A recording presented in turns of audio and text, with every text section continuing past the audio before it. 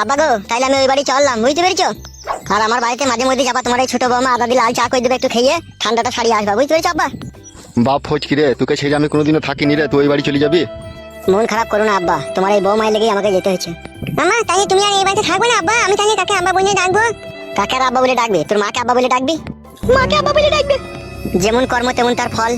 তুই মাকে যে আমাকে তাবিজ মাদুরি করে খেপা করে দিতে চাইছিস, সেই জন্যই তো আমি ওই বাড়ি চলে গেছি।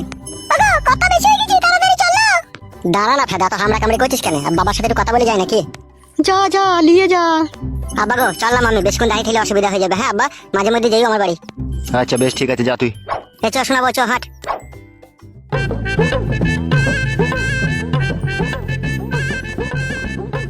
মানুষের মতো কাজটা করলে তো তুমি। দেখ নারকেল বেগম, যা হয়ে গেছে তা তো আর ফিরবে না, বল।